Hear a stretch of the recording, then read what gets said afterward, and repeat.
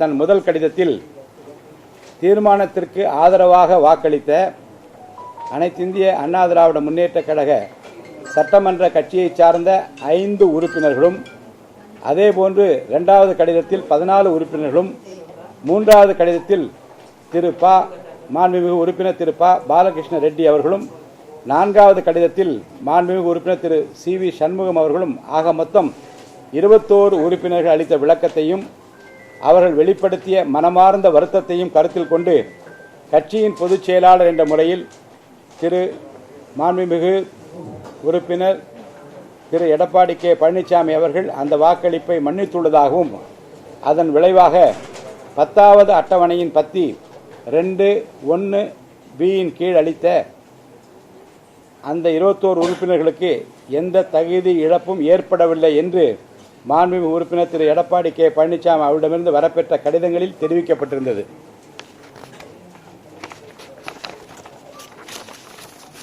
அனைத்திந்திய அண்ணா திராவிட முன்னேற்றக் கழக இயக்கத்தின் பொதுச் செயலாளர் மாண்புமிகு உறுப்பினர் திரு எடப்பாடி கே பழனிசாமி அவர்கள் அனுப்பிய 4 கடிதங்களையும் ஒவ்வொன்றையும் நான் கவனமாக பரிசீலித்தேன், முறையான ஆய்வு மேற்கொண்டேன், பேரவை விதிகளின் முக்கியமான கருத்துக்களையும் மனதில் ஏற்றுக்கொண்டேன்.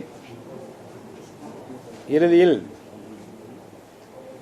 அதிமுக கட்சியின் பொதுச் செயலாளர் மாண்புமிகு திரு எடப்பாடி கே பழனிசாமி அனுப்பிய கடிதங்களில் 13/5/2026 அன்று மேற்கூறிய 21 உறுப்பினர்களால் செய்யப்பட்ட வாக்களிப்பை அவர் மன்னிப்பதாகவும், அதன் விளைவாக அந்த 21 உறுப்பினர்களுக்கு எந்த தகுதி இழப்பும் ஏற்படவில்லை என்றும் திட்டவட்டமாக கூறியுள்ளதால் நான் இந்த மன்னிப்பு கோரிக்கையை ஏற்றுக்கொள்கிறேன். அந்த 21 பேரை உங்களுக்கு நான் படிச்சிடுறேன்.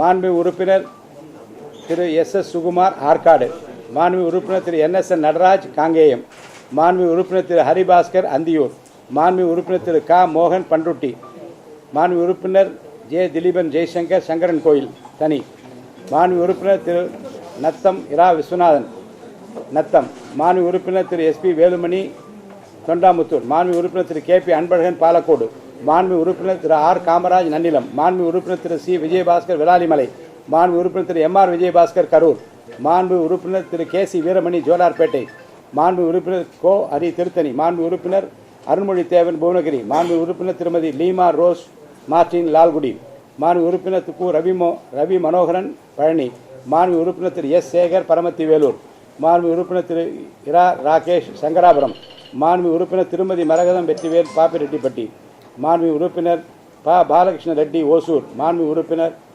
திரு CV சண்முகம் மயிலம்.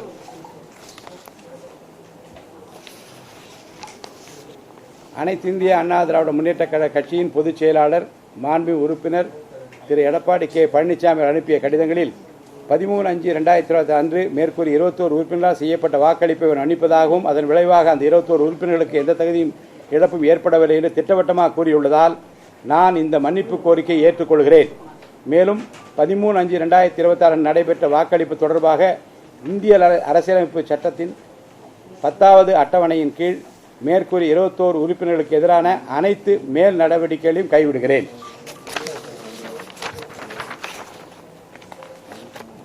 அடுத்து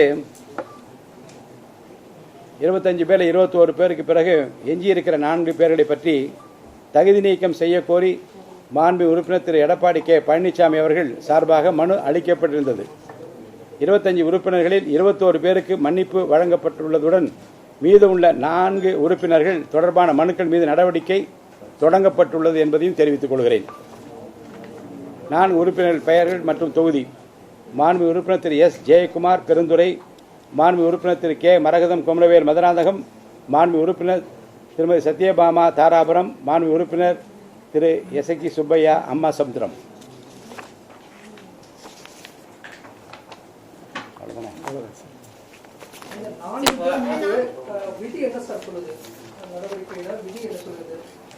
நான்கு பேர் மீதும் நடவடிக்கை தொடங்கியுள்ளது என்று சொல்லியிருக்கிறேன்.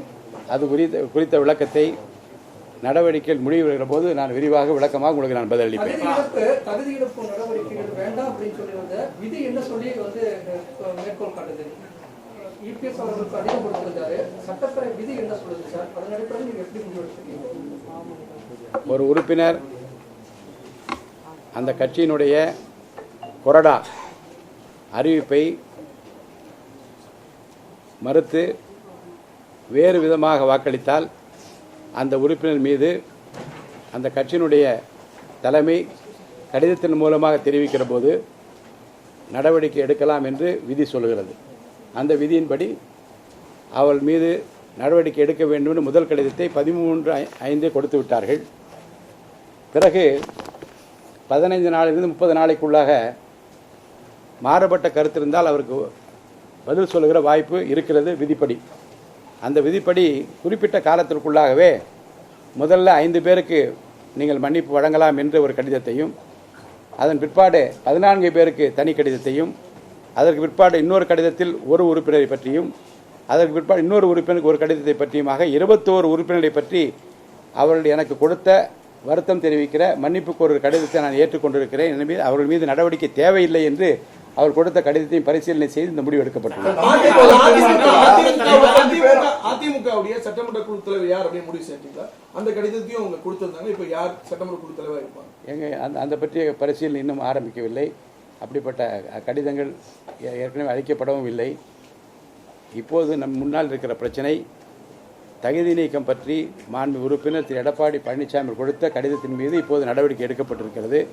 4 பேர்கள் மீதான தகுதி இழப்பு மனு மீது நடவடிக்கையில் தொடங்கிவிட்டது என்பதை தெரிவித்துள்ளார்.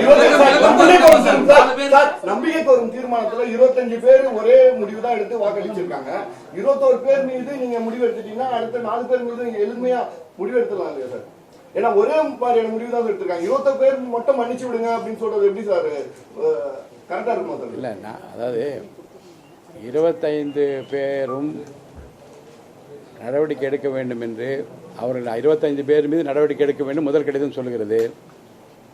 21 பேரும் தாங்கள் செய்தது தவறு என்றும் மாறுபட்டு வாக்களித்து தவறு என்றும் அவர் கட்சியினுடைய பொதுச் செயலாளர் கடிதம் கொடுத்து அவர் அதை ஏற்றுக்கொண்டு யார் புகார் கொடுத்தாரோ அவரை அதை மன்னிக்க வேண்டும் என்ற கடிதத்தையும் கொடுத்த பிறகு சட்ட விதிகளின்படி சட்டப்பேரவை விதிகளின்படி அதை மன்னிக்க வேண்டிய பொறுப்பில் நான் இருக்கிறேன். முறைப்படி சட்டப்படி இது செய்திருக்கிறேன். தகுதி இழப்புன்னா அவங்க தேர்தல் எதுவும் போட்டியிட முடியாத அதை பற்றி இப்போது எந்த கருத்து நான் சொல்ல விரும்பவில்லை. இப்போதுதான் அதற்குரிய நடவடிக்கை தொடங்கி இருக்கிறது. நடவடிக்கை முடியும் போது தகுதி இழப்பா இல்லையா என்பதை பற்றி நான் முடிவு செய்த பிறகு இந்த கேள்வியை கேளுங்க, நான் பதில் சொல்றேன்.